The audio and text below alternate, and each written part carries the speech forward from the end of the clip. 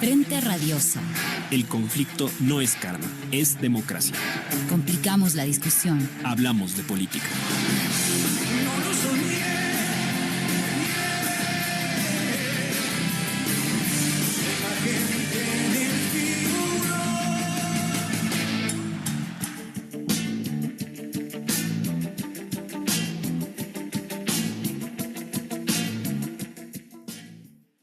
Hola con todas y todos, bienvenidos a Frente Radiosa, un espacio que, como lo decimos semana a semana, está comprometido con debatir y agitar la política. Soy Yura Serrano, yo les acompañaré en la conducción junto a Isabel Díaz. Hoy es lunes 22 de abril de 2023 y comenzamos con Frente Radiosa.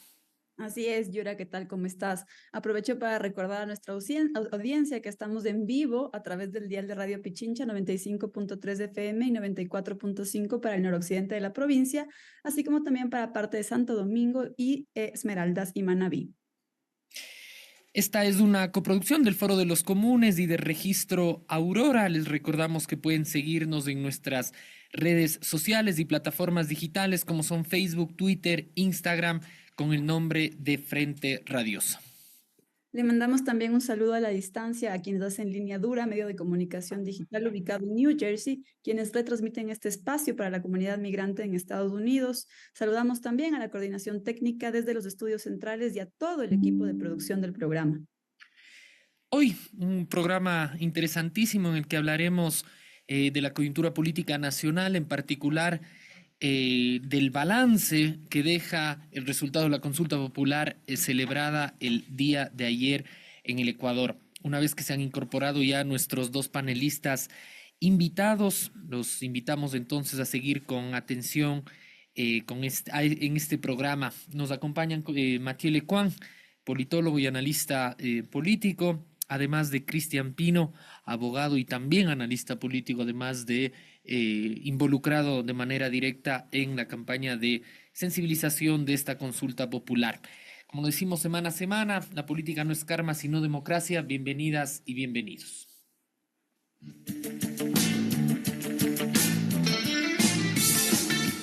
Política de frente, porque la política es cambio y conflicto.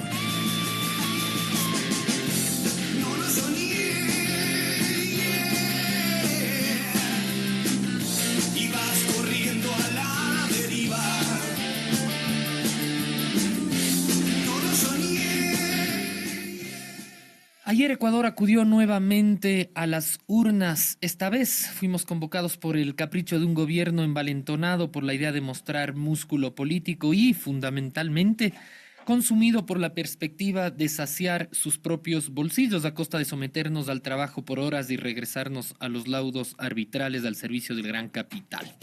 Sin embargo, el pueblo le dijo no de manera particular a estas dos preguntas. La respuesta a la pregunta D y E de la consulta fue contundente. La ciudadanía no está dispuesta a avalar el retorno del neoliberalismo más rapaz.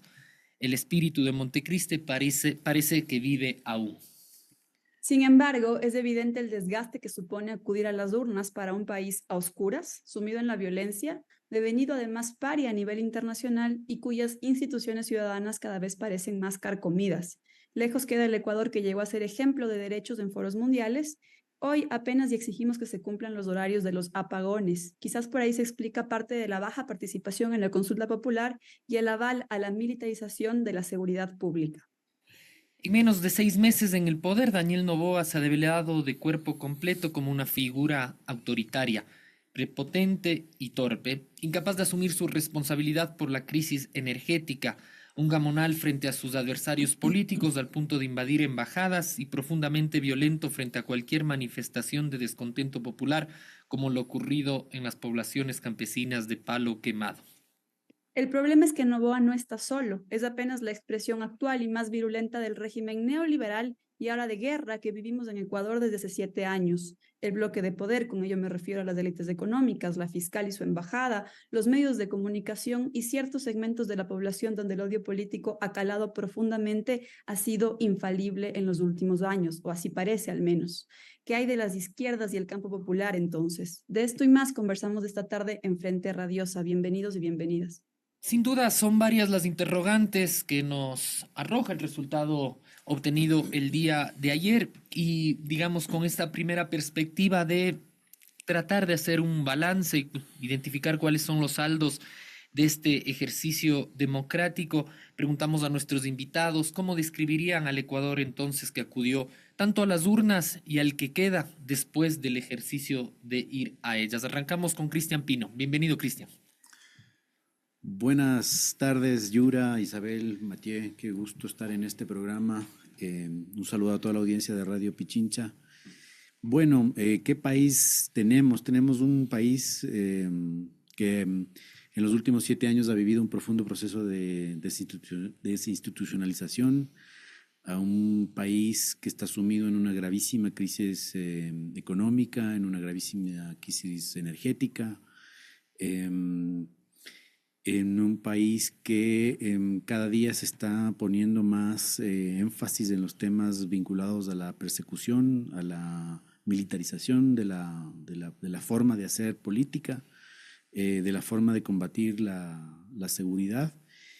Y en ese contexto me parece que el resultado electoral es en cierta forma auspicioso porque de alguna manera el pueblo, la gente, los y las ciudadanas que acudimos a votar el domingo pudimos frenar al gobierno nacional, al presidente Noboa, en los elementos fundamentales de sus pretensiones, que ni siquiera diría que son sus pretensiones como gobernante, sino que son sus pretensiones casi personales, particulares, ¿no? Que tenían que ver con la flexibilización laboral y el tema del arbitraje, que como lo sostuve durante la campaña, no solamente, más bien dicho, habían ahí motivaciones de carácter personal, ¿no? Que estaban vinculados con sus conglomerados, con las empresas de su conglomerado familiar, empresas que tradicionalmente han sido objeto de escrutinio no solamente de la sociedad, sino también del aparato administrativo, del aparato judicial, por sus incumplimientos en materia laboral, por sus incumplimientos en materia fiscal. Y a esto ahora se sumaba el interés de obtener un mecanismo que tradicionalmente utilizan las empresas extranjeras, las transnacionales, para ganar impunidad sobre estos temas, justamente, que es del arbitraje internacional. Se pudo establecer de manera fidedigna que el presidente y su conglomerado empresarial tiene interés porque sus empresas están registradas como una empresa, como inversión extranjera directa en los registros de la Superintendencia de Compañías. También la presencia del presidente en este encuentro con las cámaras de minería en Canadá hace un par de semanas no era una coincidencia. Claramente estaban discutiendo los elementos constitutivos de un futuro tratado de libre comercio con Canadá, el que, de acuerdo con lo que nosotros sabemos de las conversaciones que hubo en esas reuniones, parte de lo que querían las empresas mineras canadienses era justamente que se incorpore en este tratado el mecanismo de arbitraje, ¿no? Entonces, me parece que ante esta circunstancia el país, a pesar de las dificultades por las que atraviesa, el elector, que normalmente en este país se dice que no tiene cultura electoral, que no tiene conciencia, ha demostrado claramente que sí la tiene, porque ha puesto freno a 2 temas trascendentales, y en uno, que es el tercer tema, que es el vinculado con el tema de seguridad, le ha establecido claramente un mandato irrevocable que ahora, digamos, ya no tiene excusas, no tiene justificación para no poder cumplir. Así que por ahí iría esta primera parte del análisis. Gracias, Cristian. Creo que es fundamental esto que sitúas sobre el voto reflexivo que puso freno al modelo económico por parte o sea, desde lo popular, si así se quiere. Y también lo que mencionaba sobre el hecho de que hay que situar claramente el que era un presidente que buscaba beneficiarse directamente a sí mismo y a sus bolsillos y los de sus más cercanos, ¿no? Pero quizás viendo el panorama un poco más amplio, quisiera también darte la bienvenida, Mathieu, y preguntarte cuál es tu lectura más bien general sobre ese país que acudió ayer a las urnas. Bienvenido, tienes la palabra. Gracias, Isabel. Buenas noches con todos y con todas. Gracias por la invitación. Creo que hay que Esta consulta popular viene en un contexto político que es finalmente la continuación y yo diría el fortalecimiento del neoliberalismo autoritario que hablamos desde 2018, ¿no? Finalmente la elección de Noboa es una continuidad, incluso un fortalecimiento en el sentido de que en estos 4 meses, 5 meses ahora que está Noboa en el poder, pudo avanzar en la agenda neoliberal que finalmente no habían podido realizar los 2 gobiernos anteriores, que sea el de Lenín Moreno o el de Guillermo Lasso, ¿no? Y además pudo avanzar con bastante consenso desde la Asamblea Nacional, que bajo el argumento de dar gobernabilidad al que gana las elecciones, finalmente Noboa supo aprovechar de este argumento y de este consenso para hacer avanzar este neoliberalismo autoritario. ¿Y por qué hablamos de neoliberalismo, no? Siempre, incluso en las redes, muchas veces nos dicen que hablamos de neoliberalismo sin saber lo que es. Entonces, definamos los conceptos, ¿no? Definamos los conceptos, qué es un neoliberalismo y por qué hablamos de neoliberalismo autoritario, que es la fase actual del neoliberalismo, digamos, en el mundo, y no solo en Ecuador, sino en el mundo. Primero, el neoliberalismo es una forma de sociedad, no es solo un modelo socioeconómico, ¿no? Es una forma de sociedad, es una visión del mundo que hace que, para decirlo rápido, el capital está por sobre el ser humano, ¿no? Hay que dejar todo lo que tiene que ver con lo económico en manos de lo privado. Hay que dejar libre circulación de los capitales, el Estado tiene que hacer que se pueda expandir la libre competencia, disminuir el precio el costo del trabajo y también disminuir la carga tributaria para las grandes empresas, ¿no? Entonces eso, digamos, pero el neoliberalismo no es la ausencia del Estado, ¿no? Diría incluso todo lo contrario. El neoliberalismo necesita el Estado para 2 cosas. Por un lado, asegurar, digamos, esta libre competencia, asegurar que las normas y las reglas para que lo económico sea en las manos de lo privado. Y por otro lado, necesita los brazos armados del Estado, ¿no? Las Fuerzas Armadas y la policía, para justamente imponer su agenda neoliberal que muchas veces está rechazada por los pueblos. Entonces, por eso también hablamos cada vez más de un neoliberalismo autoritario. Además, en Ecuador, desde 2019, sobre todo desde octubre de 2019, los diferentes gobiernos han utilizado la figura del estado de excepción para justamente imponer este neoliberalismo, ¿no? Entonces es un neoliberalismo que cuenta, por un lado, con el brazo armado del Estado, es un neoliberalismo que cuenta con diferentes tipos de estados de excepción. Creo que Noboa no ha pasado ni un día sin estado de excepción, quizás los primeros días de su mandato, pero si no, declaro, desde enero estamos en estado de excepción permanente y eso hace que se impone un discurso también atrás de eso. Y lo segundo, que creo que es importante, el neoliberalismo gobierna a través de la crisis, se nutre de las crisis, ¿no? Y no es una casualidad que en Ecuador estamos en crisis permanente. Crisis económica, crisis social, crisis política y, bueno, para no pasar demasiado tiempo, las 2 últimas que son la crisis de inseguridad, que desarrolla consigo un discurso y un discurso cada vez más fascista, ¿no?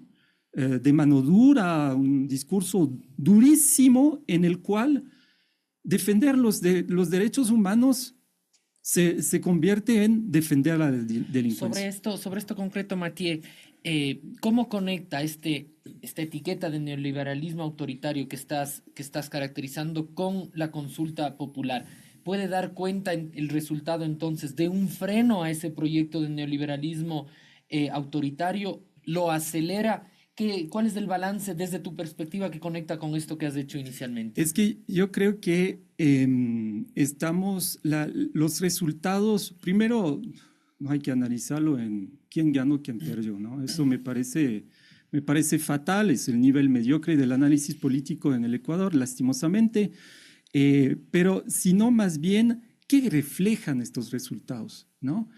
¿Por qué gana el no en dos preguntas o en dos temas y por qué gana el sí en el tema de seguridad? Entonces, yo creo que con esta consulta vamos a ir a una etapa más del autoritarismo, ¿no? Con la militarización de las calles, con esta mano dura, esta visión súper seguritista de la inseguridad, ¿no? Ya no se habla del tema social, ya no se habla de que 200,000 niños no están yendo a la escuela, ¿no? Ya no se habla de eso, sino el niño de 14 años que es un criminal que finalmente es casi en su ADN y hay que casi matarlo, ¿no? Estoy un poco, pero no tanto. Y el tema del neoliberalismo me parece que ahí está en una contradicción que muchas veces, de hecho, está incluso en las contradicciones teóricas del neoliberalismo. Es decir, se pone un freno al modelo económico neoliberal, ¿no? Con estas dos preguntas y a la agenda del FMI, creo que seguramente lo vamos a hablar más tarde, pero al mismo tiempo tengo la impresión que hay un rechazo al modelo económico del neoliberalismo, pero hay un sentido común neoliberal súper integrado dentro de la población ecuatoriana, ¿no? Gracias, Por gracias. eso la población ecuatoriana es capaz de elegir a Noboa y a Lasso sabiendo que rechaza su modelo económico. Gracias, Matt. Creo que es fundamental esto que situabas al final y que de alguna manera empata con lo que ya nos decía Cristian sobre el hecho de que al menos en torno al modelo económico sí hubo una reflexión y hubo un intento de decir basta, hasta aquí llegamos. Ecuador tiene conciencia, por más de que hoy en día no tenga acceso a esos derechos, hay memoria de lo que puede ser acceder a empleos dignos, entre muchos otros, y también tener soberanía pensando en los temas del arbitraje internacional. Entonces, por ahí quizás sí leer ese momento de freno que se pone el neoliberalismo, pero fundamental también esto que sitúas de entender ese otro lado, ese sentido común un tanto más securitista que mal que bien se entiende en el contexto de violencia, de incertidumbre, de inseguridad que viven los sectores populares, pero al cual hay que ver cómo se construyen y se le dan otras salidas, ¿no? Entonces, desde ahí más bien regresar contigo, Cristian, y preguntarte por tu opinión sobre esto que sitúa Matías, y fundamentalmente en torno al hecho de qué implica la ganancia del sí en los temas asociados a la seguridad. A ver, en términos más generales, yo creo que comparto lo que dice Mathieu en el sentido de que esto significa una profundización, una aceleración de un modelo autoritario, ¿no? Un neoliberalismo autoritario. En eso estoy de acuerdo. Pero que es una construcción que, digamos, no es solamente de este gobierno de transición, sino que es un proceso que viene desde el 2017. Y todos los gobiernos, aunque han sido, o todos los presidentes, o todos los gobiernos que se han establecido en estos años, aun cuando han venido abanderados o patrocinados por distintos colores en la papeleta, ¿no? Representan al final del día la misma corriente, la misma idea y obedecen a los mismos lineamientos que vienen dados por la élite, por el grupo de poder, el bloque de poder, no solamente el bloque de poder nacional, sino bloque de poder a nivel internacional. Entonces, evidentemente, el resultado de las 9 preguntas que están relacionadas con esto es claramente un paso adelante en el neoliberalismo autoritario. En eso concuerdo. Sin embargo, creo que en lo particular a este gobierno de transición, le ha costado y le ha significado un precio muy caro mantener esta figura, ¿no? ¿Por qué? Porque pareciera que con el afán de perpetuarse y mantenerse de cara a la reelección el próximo periodo, le puso un énfasis muy fuerte a esto y además de la derrota en las dos preguntas claves que eran los intereses particulares y personales, haber ganado estas preguntas le resultan costosos desde el punto de vista del capital político del gobierno, ¿no? Entonces vamos a tener un gobierno de aquí en más debilitado, que creo que además se ha puesto a sí mismo una camisa de fuerza, porque las herramientas que dice haberse dotado para combatir el crimen organizado son herramientas que está, digamos, probado a nivel de la política criminológica en otros países, que no son herramientas que están efectivamente con posibilidades de cumplir esos objetivos, de combatir efectivamente el crimen organizado, ¿no?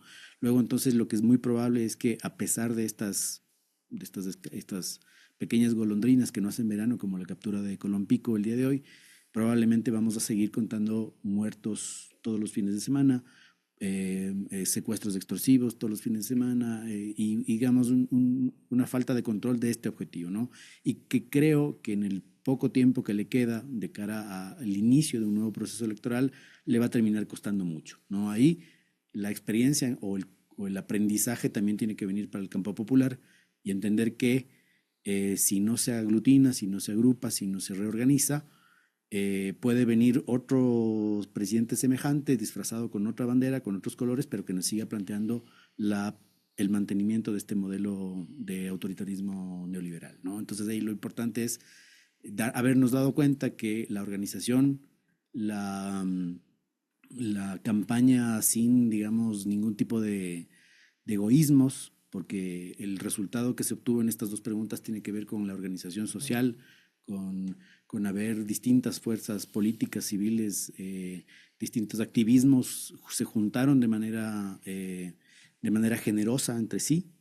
Ese tipo de organización es la que nos puede llevar a un resultado distinto las próximas elecciones, y a saber distinguir efectivamente dónde se encuentra el lobo disfrazado de oveja detrás de un argumento que, si no lo sabemos distinguir, probablemente vamos a volver a caer en un gobierno que va a seguir manteniendo este curso del neoliberalismo autoritario al que se refiere. Sobre una de esas ideas que planteas, Cristian, volveremos también más adelante, que es finalmente evidenciar qué factores se pueden reconocer asociados a este resultado de alguna manera diferenciado en los bloques de preguntas. Matías, tú planteabas antes, la lectura no puede reducirse a ganadores o perdedores, a una simplificación en estos términos.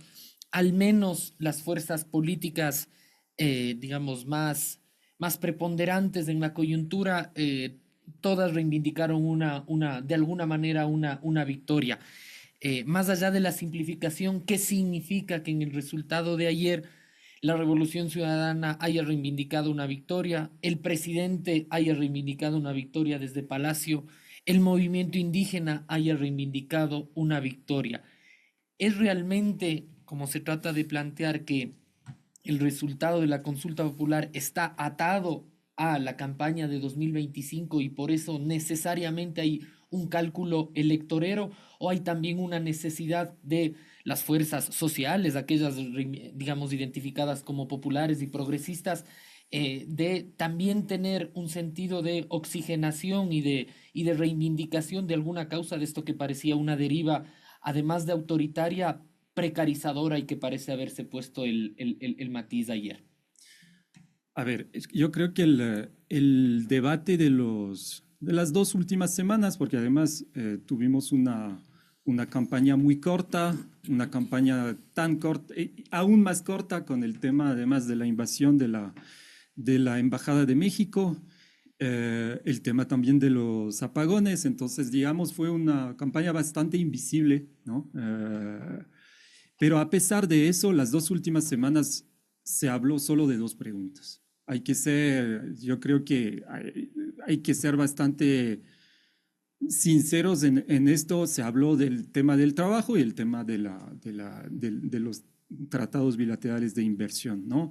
Que eran finalmente las dos preguntas más disputadas. Porque el tema de inseguridad, había bastante consenso, digamos. Incluso la Revolución Ciudadana a momento dijo que no iba a hacer campaña alrededor de estas preguntas, porque al final estamos en una sociedad que está tan dentro del tema de la inseguridad que con todos los discursos que escuchamos en los medios de comunicación y por actores políticos y sociales que caracterizan a los defensores de derechos humanos como delincuentes, narcotraficantes, etcétera, etcétera, que finalmente la mano dura ya está dentro del sentido común de la población y ya no se discuta de otra cosa, ¿no? No se discute si finalmente las cárceles son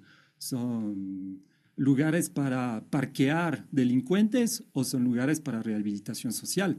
Para el término de centros de rehabilitación social tiene una traducción que debería darse luego.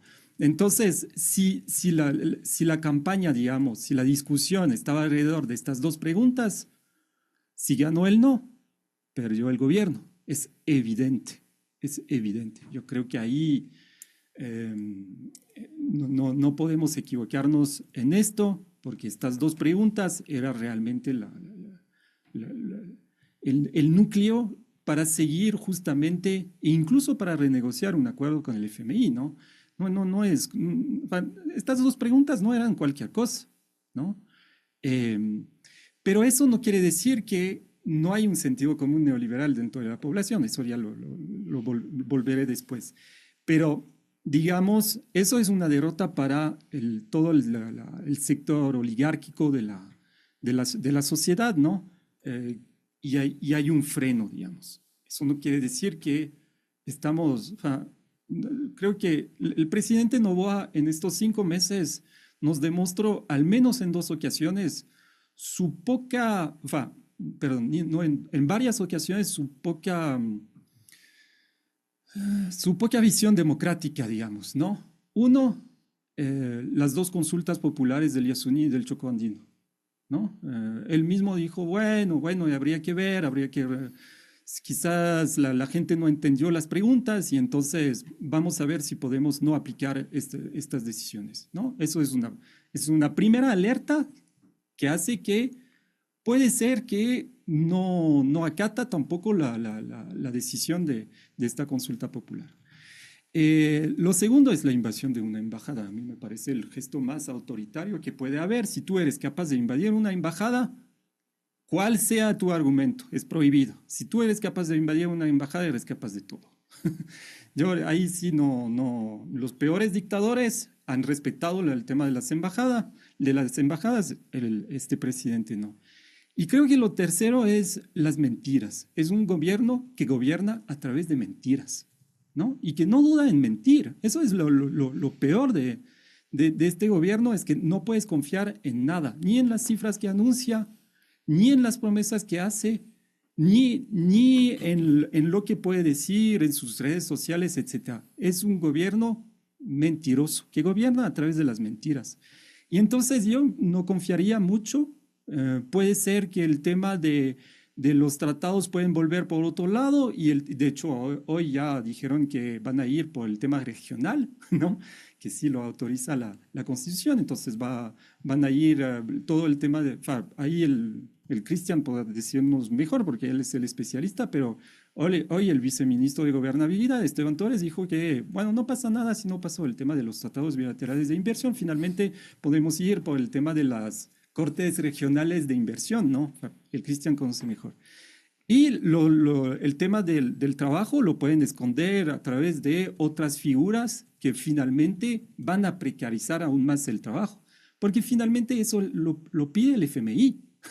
Entonces el país no, pero la oligarquía representada por Noboa responde también a estas organizaciones internacionales y no solo a actores, responde, y creo que eso hay que decirlo, responde a una ideología. Yo quería, cuando escuché la primera intervención de Cristian, eso me llegó directamente. No son solo decisiones personales, hay una ideología atrás. Moreno, Lasso aún más, y Noboa, ellos finalmente fueron súper eficientes para desinstitucionalizar el Estado, para hacer avanzar el neoliberalismo, las medidas neoliberales, y entonces para ellos finalmente fueron súper buenos para hacer avanzar, para aplicar su ideología neoliberal. No son técnicos que... Ahí la pregunta, o sea, la reflexión que me trae a la mente tu idea ahora, Matt, es la siguiente. Si bien es cierto que ellos han avanzado, han profundizado rápidamente el modelo neoliberal que tiene una fuerte carga ideológica, creo que también lo que valdría la pena traer a colación al análisis es el hecho de que es una aplicación que carece de política y que, como hemos venido diciendo a lo largo del programa, ustedes mismos ya se devela en cuerpo entero su carácter autoritario y que finalmente solo se impone a la fuerza, una fuerza bruta, barbárica incluso. Entonces creo que también eso vale la pena, sí, de acuerdo, no digo que no, pero creo que vale la pena pensar el hecho de que nos están imponiendo este programa, pero finalmente es por la fuerza. Entonces, desde ahí más bien regresar contigo, Cristian, y seguir pensando a futuro, sobre todo estas ideas que traía Mata colación, pero la figura de Noboa. ¿Qué se espera de este presidente que, por un lado, queda debilitado en términos políticos, de alianza, de ese bloque que al menos al inicio de la campaña hacia la consulta parecía un presidente fuerte, con apoyo popular, etcétera, pero que al día de hoy aparece solo, tomándose fotos con sus amigos, con sus más íntimos en Carondelet, y a lo sumo, que no es menor, apoyado por las fuerzas policíacas, militares, extranjeras también, pero frente a esta figura de este presidente, ¿qué es lo que podemos esperar? Por ejemplo, en los temas que mencionaba Matt antes, ¿va a acatar los resultados de la consulta popular? ¿Cuál es tu lectura al respecto? Bueno, digamos, antes de responder directamente a esa pregunta, quisiera hacer una reflexión más particular o concreta sobre lo que plantea el MAT en el sentido de cómo bypasearse los resultados de la consulta, ¿no? Y ahí creo que ya pues las representación que tienen las organizaciones que de alguna manera responden al campo popular en la Asamblea Nacional tienen que hacer, ¿no? Tienen que ahora, digamos, ser consecuentes y hacer, ¿no? Si promovieron una postura en una pregunta determinada como estas, tienen que buscar los mecanismos legislativos para que prosperen los resultados de la consulta, ¿no? En el caso del arbitraje, que es un espacio que conozco más que el tema laboral, ahí hay dos temas fundamentales que tienen que hacerse o ejecutarse inmediatamente. Uno que tiene que ver directamente desde la Asamblea y es la reforma al Código de la Producción, porque durante este proceso de desinstitucionalización de los últimos años, no sé si fue Moreno, fue Lasso, se estableció una disposición en el Código Orgánico de la Producción que hizo obligatorio el pacto de arbitraje en contratos de inversión. Entonces, esa disposición, por lógica consecuencia de lo que sucedió ayer, debería derogarse. Y quienes están llamados a hacer esa derogación son los y las legisladoras de los movimientos políticos que estuvieron detrás de la promoción de la pregunta en ese sentido, ¿no? También otra cosa que esto ya tal vez le toca a las organizaciones de la sociedad civil o a las personas interesadas, es que hay que promover pronto algún tipo de acción.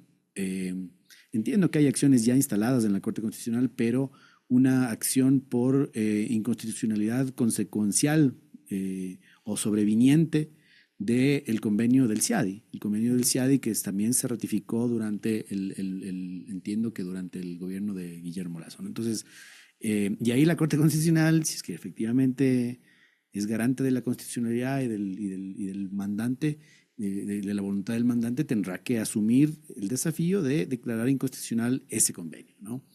¿Qué nos queda? ¿Qué Noboa nos queda? A mí me preocupa mucho el Noboa que nos queda porque justamente Como dijo Mathieu en su intervención anterior, es un personaje autoritario, es un personaje que ha demostrado que no tiene credibilidad, que no tiene palabra, sistemáticamente nos ha venido mintiendo, no ha trepidado en tomar decisiones autoritarias como invadir una embajada o utilizar la fuerza pública de manera irracional. Y al ser un presidente que se está quedando solo en los instrumentos de representación como la Asamblea, en los elementos de negociación política, que se está quedando solo porque está perdiendo, digamos, apoyo popular, pero que tiene este brazo ejecutor que es las Fuerzas Armadas. Y claro, pues cuando un personaje autoritario se siente en esa debilidad, normalmente la reacción suele ser aún más fuerte, aún más autoritaria. Entonces, desde ese punto de vista, a mí sí me da un poco de desconfianza, por no decir miedo, de cuál va a ser la actitud del presidente Noboa en estos escasos meses que le quedan antes de iniciar una nueva campaña electoral. Sobre esto, y además que planteabas antes, Cristian, respecto a un poco la fórmula o la pista, el rastro que queda para pensar o para explicar parte de estos resultados, quisiera utilizarlos en este momento porque un poco escuchando además, y una de las lecturas que se habilita también, es decir, a Noboa se le hace bastante más cómodo pensar en acumulación política a través de la figura de excepción que planteaba Mathieu y todo lo asociado al framing inclusive de seguridad, de punitivismo, ¿no es cierto? Además que lo posiciona como una figura que se ha dicho autoritaria. Parecería que cualquier cosa fuera de eso da una ventana de oportunidad también para que las fuerzas populares, progresistas de izquierda puedan encontrar algún motivo de confluencia, de movilización, de confluencia. Digamos, pensando en la postconsulta, ¿qué le quedan a estas fuerzas que tú planteabas? Confluyeron sin la necesidad de haber concertado, porque parece que hoy hubo mensajes claros, además, tanto de los dos principales actores, de tanto el movimiento indígena como de la Revolución Ciudadana, en la que parecería una concertación fuera del radar, pero que hay la posibilidad de también ponerle agenda al presidente Noboa.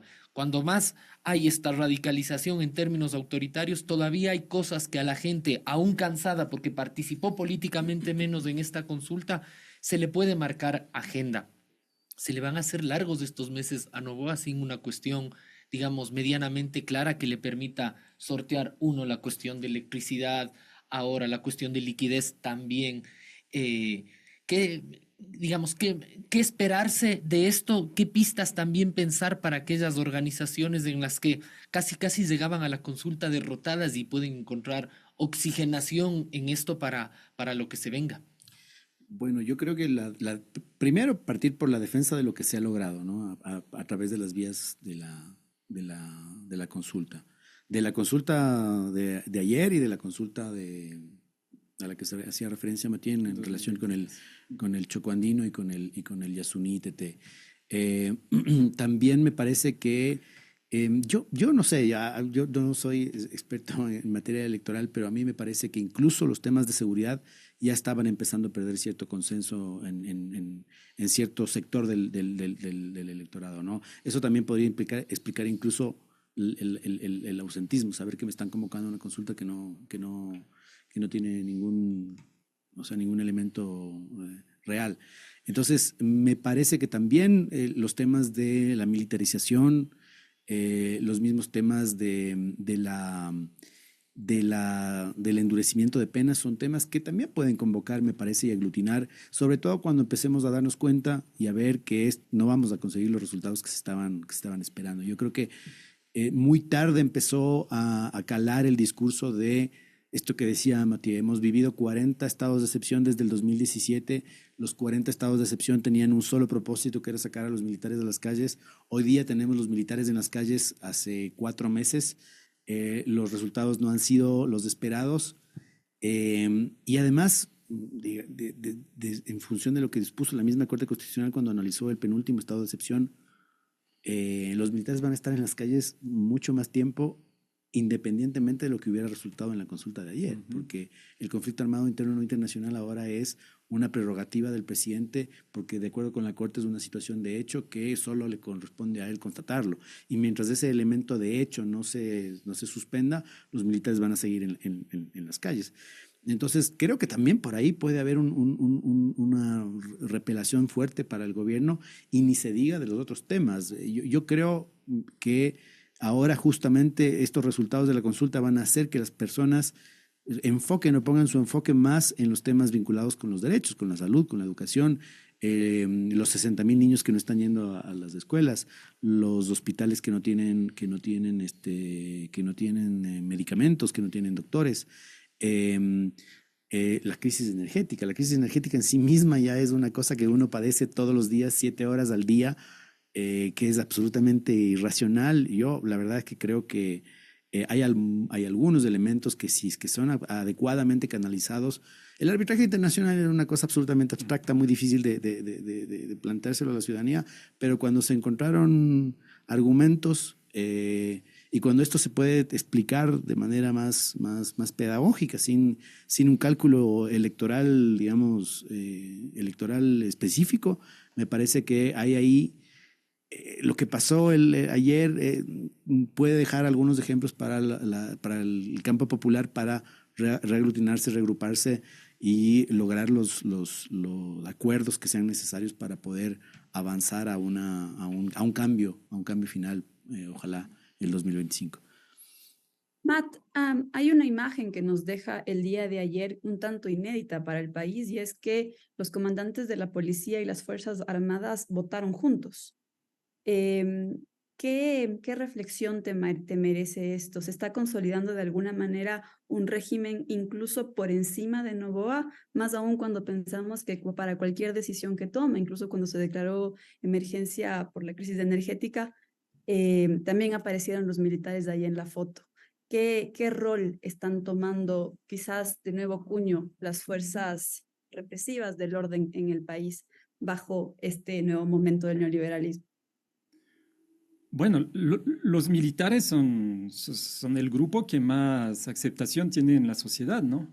Y eso es parte también de la fascización, digamos, del discurso y que está alrededor de la inseguridad. Más de la mitad de la población no estaría de acuerdo con un gobierno militar, ¿no? Cuando estoy diciendo que hay un discurso que está calando, por eso incluso me va a permitir volver sobre el tema, la implementación del neoliberalismo es súper político.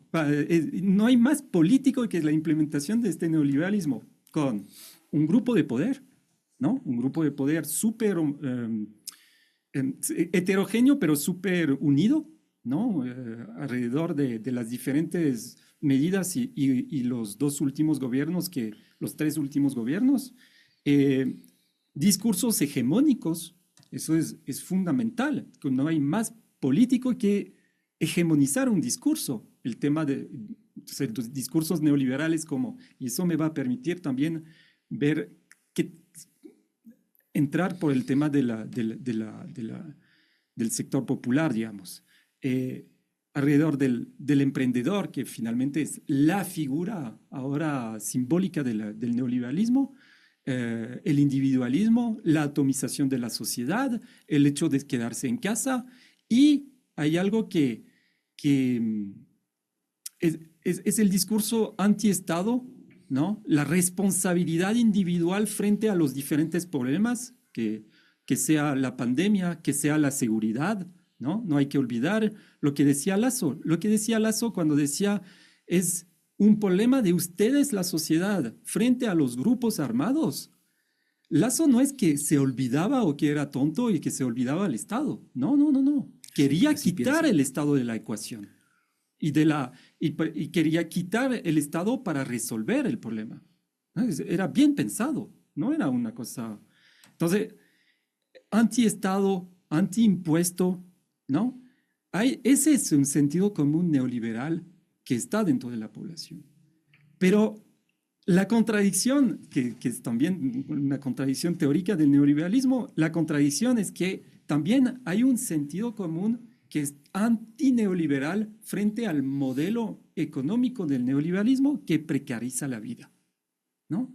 Que precariza la vida, que precariza la dignidad, que tiene que ver con el tema del empleo. Entonces yo creo que esta consulta popular, los resultados de esta consulta popular muestra algo para las diferentes, digamos, el sector progresista, popular, de izquierda, que es que finalmente el discurso no tiene que ir necesariamente unidireccional en el retorno del Estado, ¿no? Sino más bien retomar un discurso clasista, ¿no? Un discurso clasista bastante clásico de mejorar las condiciones de vida de los sectores más empobrecidos, de los sectores más populares, que finalmente son los más afectados a nivel también de inseguridad, que son los más afectados por los problemas de apagones, que son los más afectados en términos ambientales, de cambio climático, etcétera, etcétera. Entonces yo creo que estos resultados demuestran que sí hay una reacción de la sociedad en términos de clase social, ¿no? De lucha de clase incluso, en términos de lucha de clase en contra de la oligarquía y sus objetivos finalmente internacionales con los tratados bilaterales de inversión, que finalmente eso para el sector popular no le importa. Enfin, sí le importa al momento de que si el Ecuador tiene que pagar la multa, finalmente quienes pagamos somos el pueblo, ¿no? Pero no le toca directamente. Y en términos de la precarización del trabajo, ¿no? Entonces, yo creo que ahí hay una señal para los sectores progresistas al menos discursivo y programático, de retomar preocuparse por la cotidianidad de la población y sobre todo de la población más precaria, que ahora tenemos una precariedad energética, tenemos una precariedad económica, tenemos una precariedad laboral. Estamos en unas condiciones a nivel ambiental cada vez más precarias también. Entonces, yo creo que ahí hay una señal. Y lo segundo, me parece que hay una pérdida para Noboa, porque ahora finalmente se ha analizado muy poco las cifras que nos presentaba la policía casi cada semana, ¿no? De los resultados de los diferentes operativos que hacía. Finalmente, cuando tú ves las cifras de los operativos, y de hecho pedí las cifras hoy y me dijeron que habían dejado de anunciar las cifras desde el 12 de febrero. Entonces, tú cuando veías no había mucho resultado, ¿no? Sí, hoy hay una intervención casi emblemática de la ministra Palencia diciendo vergonzosa. Se registran 99 solo 99 asesinatos que esta quizá semana. Es mucho, pero ya va demostrando un descenso. Pero ahora va a tener que rendir cuentas en su famoso plan Fénix, que parece cada vez más el cuaderno blanco que presentó Lazo hace unos años. Entonces, va a tener que rendir cuentas. Si no hay resultados a nivel de inseguridad, ya no le queda nada. Vamos llegando vamos a transcurrir la recta final de este programa y quizá, digamos, recoger algunas de las cosas para seguir identificando piezas de este rompecabezas que seguimos armando en estado de excepción, que es otros actores, Cristian, que estuvieron de alguna manera más presentes o menos de manera implícita, pero que juegan un papel preponderante en la lógica de poder de Noboa. Por un lado, las cámaras cerraron filas durante la campaña, minimizando los efectos de la crisis energética, casi ya plegando a un espíritu de cuerpo. Uno, ¿qué se les puede venir si la crisis se mantiene? Es decir, prevalece casi su condición de clase, como decía Matías, por sobre el bolsillo, la productividad del país. Dos, el rol del FMI con las dos preguntas no aprobadas que se entendía y se sabía influían de manera casi directa para la aprobación, si no de este plan que ya todos anuncian con bombos y platillos, para el plan sostenido de Noboa en el poder y asegurar liquidez para un periodo que se vislumbra bastante complicado. Y tercero, la embajada americana, que tras condenar parcialmente lo ocurrido en México, salió casi a protagonizar campaña activa con Noboa por las preguntas de seguridad. Es decir, esos tres actores que juegan de alguna manera un papel activo, ¿cuánto más aguantan durante este periodo para que Noboa asegure condiciones de continuidad? Bueno, las cámaras, bueno, habrá que ver un análisis de cada uno de los sectores, porque creo que cada sector es distinto, ¿no? Pero en términos generales yo creo que la paciencia se va a agotar pronto, porque, porque más allá de la capacidad que tengan o no para sostenerse, este es un tema que afecta, digamos, universalmente, ¿no? Es decir, es quizás de las medidas que pudieran haberse tomado la que con mayor universalidad afecta, no distingue. Más republicanas. No, cortar la luz a no todos. distingue, claro, no distingue clase, ¿no? Bueno, claro, hay barrios donde el corte de luz es bastante más prolongado que en otros, pero al final del día, hasta en los barrios más acomodados, la luz se está cortando entre 5 y 6 horas. Entonces, yo creo que ese descontento, si no hay una solución inmediata, que creo que incluso no pasa solamente por el tema climático, porque además del tema climático, justamente por los efectos del mismo cambio climático, ya no se puede predecir con la misma racionalidad de siempre. Entonces creo que la paciencia se va a agotar pronto ahí, porque además los problemas se van a empezar a sentir en una economía resentida, que ya estaba resentida por la falta de liquidez, por la aplicación de los 2 puntos de aumento al IVA, que contrae la economía, que contrae el consumo, el hecho de que los servicios públicos, que la actividad económica no se pueda desarrollar adecuadamente, va a contraer aún más la economía, y eso va a tener un efecto tenaz. O sea, el Fondo Monetario creo que había previsto un crecimiento del 0.2, 0.3, 0.1. O sea, esa previsión de crecimiento se va a pulverizar, ¿no? Entonces yo creo que por ahí no va a tener mucho más respiro. Claro, al final del día este es un gobierno de transición, y creo que ese también es un elemento que el gobierno o que el presidente Noboa no entendió, ¿no? Que era un gobierno de transición, un gobierno que era la respuesta a la salida de un gobierno ineficiente y que implicaba, y esto es lo que profundamente no entendió, un cambio de timón, un cambio en el giro de las políticas, pero lejos de eso se mantuvieron las mismas políticas. El Fondo Monetario, yo creo que el Fondo Monetario va a buscar otra vía para obtener los recursos, porque al final del día de eso se trata, ¿no? Ponerlo en términos muy sencillos, el Fondo Monetario no es que viene a presentarnos un plan económico para que nosotros salgamos de la crisis en la que estamos. El Fondo Monetario lo que viene es a buscarse, sobre pretexto de solucionar los problemas económicos en los que estamos, una manera de extraer nuestros recursos de nuestra economía, ¿no? Entonces, seguramente impondrán otras condiciones, subsidios a la gasolina, sí. No sé, ¿no? Alguna otra figura encontrar. Yo creo que ellos no les preocupaba tanto el resultado de la consulta, porque el gobierno está apretado, el gobierno está contra la pared, y el gobierno tendrá que responder de alguna otra manera, ¿no? Y bueno, pues la embajada un poco como el fondo, pues, ¿no? Digamos, ellos no tienen mucho que perder ahí. Lo realmente complicado somos nosotros, somos los y las ecuatorianas, que como decías tú, para el gobierno van a ser unos meses largos, y para nosotros van a ser más largos todavía, creo, ¿no? Entonces, Nat, aprovecho, quisiera hacerte una última pregunta. Tenemos ya poco tiempo, pero me parece necesaria, y gira en torno al tipo de alianzas que se requieren desde el campo popular, de las clases trabajadoras, como tú bien decías, fuerzas de izquierda, demócratas incluso, para disputar a este régimen al servicio de los sectores dominantes, neoliberal, de guerra. Y te lo pregunto porque hoy justamente aquí en Radio Pichincha en la mañana aparecían tanto Leonidas Issa como Rafael Correa.